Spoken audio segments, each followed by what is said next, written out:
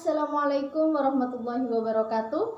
Perkenalkan, nama saya Nur Ainiah Zain, NIMT 2019-1133.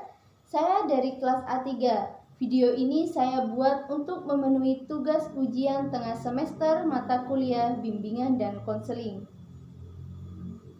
Dalam bab 1 ini kita akan membahas tentang pengertian, hubungan, dan tujuan dari bimbingan dan konseling. Yang pertama adalah pengertian. Prayetno mengemukakan bahwa bimbingan adalah suatu bantuan kepada siswa baik secara perorangan maupun kelompok. Nah, hal ini dilakukan agar siswa bisa menjadi pribadi-pribadi yang lebih mandiri. Sedangkan Roger mengemukakan bahwa konseling adalah serangkaian kegiatan hubungan antar individu dengan tujuan memberikan bantuan kepadanya dalam merubah sikap dan tingkah lakunya. Selanjutnya adalah hubungan bimbingan dan konseling. Menurut Helen, istilah bimbingan itu selalu dirangkai dengan istilah konseling. Hal ini disebabkan karena bimbingan dan konseling merupakan suatu kegiatan yang integral. Selanjutnya adalah tujuan dari bimbingan dan konseling.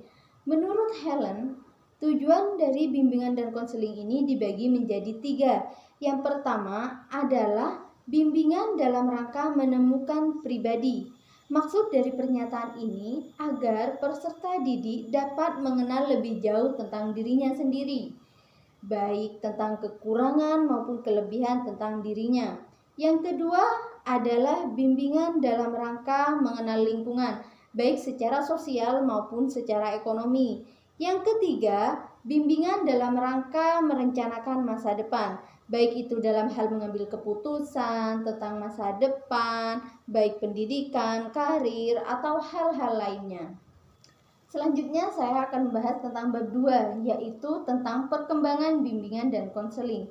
Secara singkatnya, bimbingan dan konseling ini pertama dikenal di Amerika, yang dipelopori oleh Frank Person pada tahun 1908 yang bertepatan dengan seorang konselor, Jase B. Davis, yang memasukkan layanan bimbingan konseling di SMA Detroit. Lalu dilanjutkan oleh tokoh-tokoh lain sehingga perkembangannya pesat hingga di Indonesia.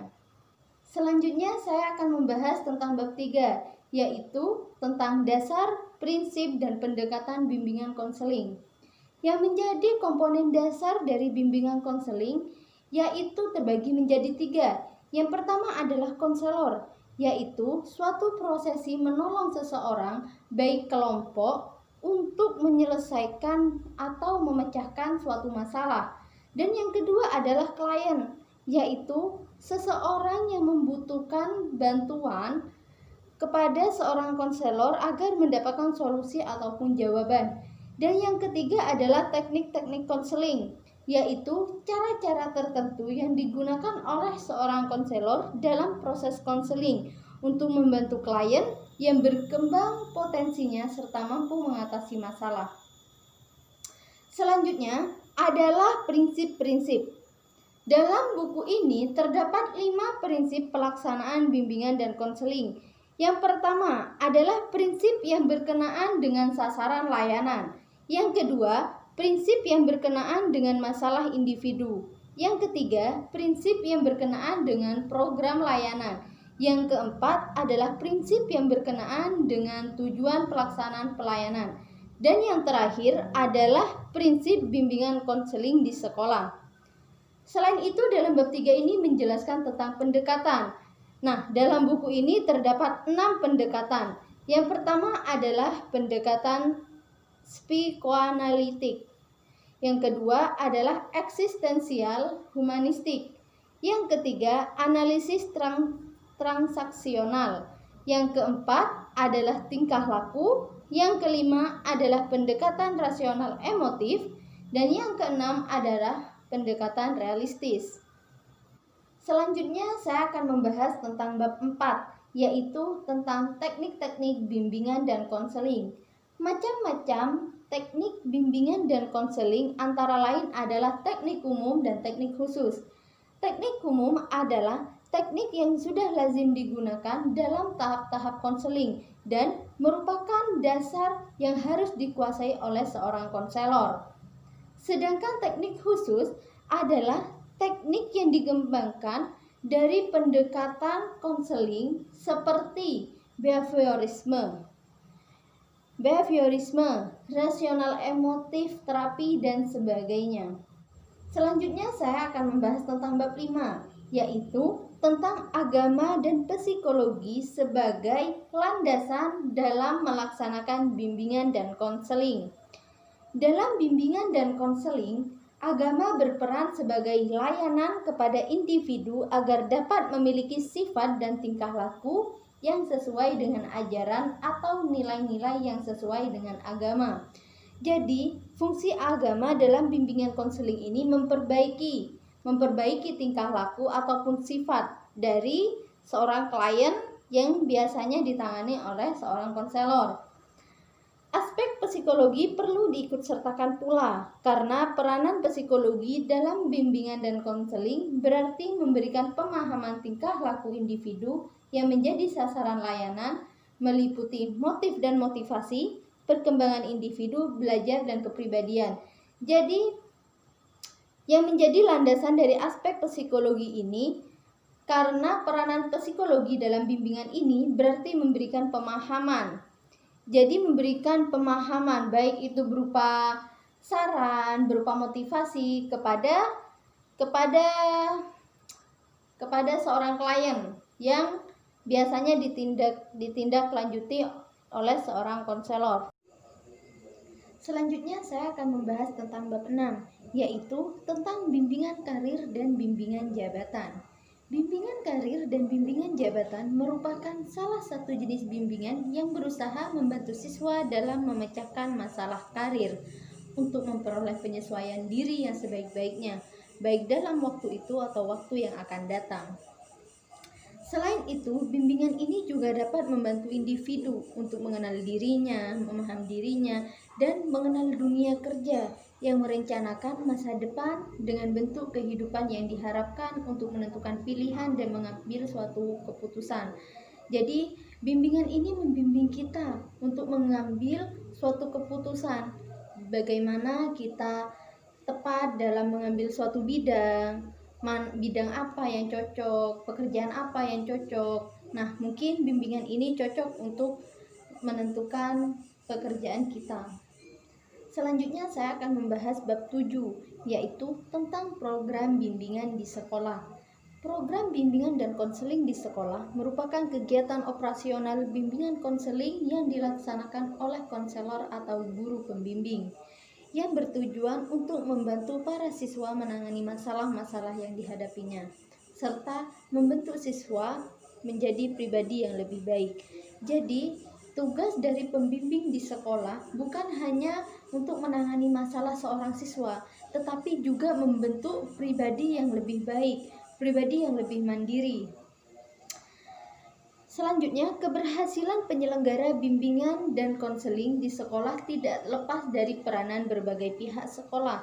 Selain guru pembimbing dan konselor, mereka juga perlu melibatkan kepala sekolah, guru mata pelajaran, dan wali kelas.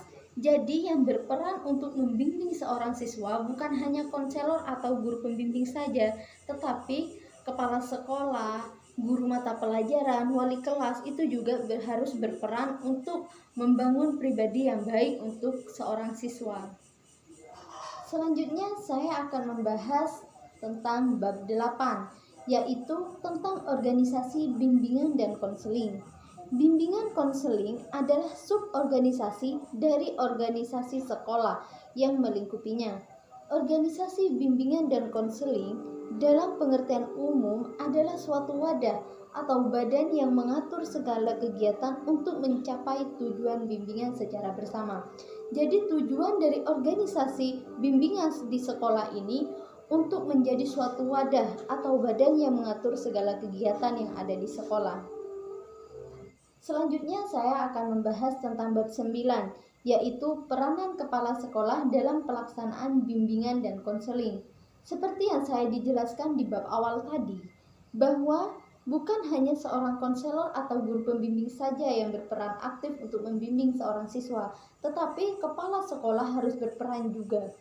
Nah, kepala sekolah bertanggung jawab dalam melaksanakan program-program penilaian, penelitian dan perbaikan atau peningkatan layanan bimbingan dan konseling.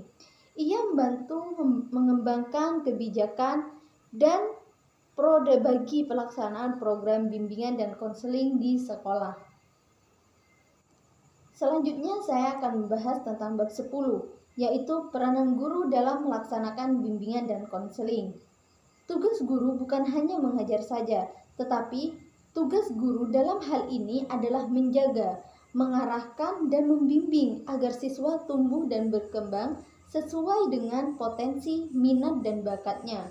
Guru juga tetap sangat diperlukan kepentingan efektivitas dan efisien pelaksanaan bimbingan dan konseling di sekolah. Jadi selain mengajar, guru juga harus mampu meningkatkan minat dan bakat siswanya untuk menentukan dalam bidang apa siswa ini berbakat. Mungkin demikian tugas seorang guru dalam bimbingan dan konseling ini. Selanjutnya saya akan membahas tentang bab 11, yaitu peranan konselor dalam pelaksanaan bimbingan. Menurut Yasinta Roslinda Kumalasari, tugas utama seorang konselor yaitu membantu dan menyelenggarakan bimbingan yang bersifat preventif. Bentuk bimbingan yang bersifat preventif adalah dengan tujuan menjaga agar anak-anak tidak mengalami kesulitan dan menghindarkan dari hal-hal yang tidak diinginkan. Jadi, seorang konselor ini membantu seorang siswa atau peserta didik untuk menghadapi suatu masalah yang dihadapinya, agar seorang siswa atau klien yang biasa dihadapi oleh konselor tersebut tidak mengalami kesulitan.